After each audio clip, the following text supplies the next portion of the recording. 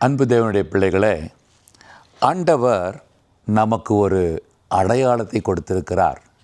ஏசாயா 7ஆம் அதிகாரம் 14வது வசனத்தை நாம் பார்க்கும்பொழுது, அவர் ஒரு கன்னிகை கர்ப்பவதியாகி ஒரு குமாரனை பெறுவாள், அவருக்கு இம்மானுவேல் என்று பெயரிடுவாள் என்று சொல்லி தரப்பட்டிருக்கிறது.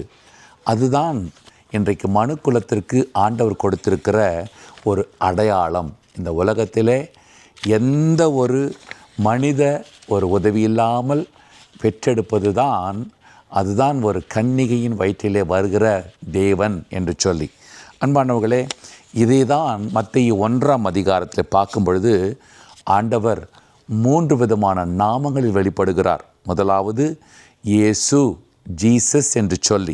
இயேசு என்று சொன்னால் அந்த நாட்களில் எபிரேய மொழியில் ஜோஷுவா என்று சொல்வார்கள். அப்போது யெகோவா என்னுடைய ரட்சிப்பு என்று சொல்லி அதற்கு அர்த்தமாக இருக்கிறது. அதனால தான் ஆண்டவருக்கு யெகோஷுவா என்று பெயர். 2வது, அவர் மரியாளினுடைய மகனாக வந்தார். அதனால்தான் அவர் இயேசு கிறிஸ்து என்று சொல்லப்படுகிறார். அப்படியானால் கிறிஸ்து என்று சொன்னால் அபிஷேகம் பண்ணப்பட்டவர் என்று சொல்லி அர்த்தம். அன்பானவர்களே, எனவே அவர் இயேசு மெசியாவாக வந்திருக்கிறார். 3வதாக இம்மானுவேல் என்று தோன்றுகிறார். இம்மானுவேல் என்று சொன்னால் தேவன் நம்மோடு என்று சொல்லி அர்த்தம்.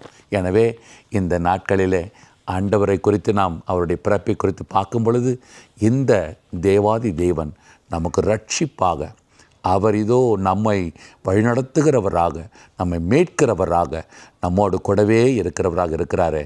எனவே அந்த இயேசுவின் நாமத்திலே உங்களை வாழ்த்துகிறேன். இயேசு உங்களை ஆசீர்வதிப்பாராக.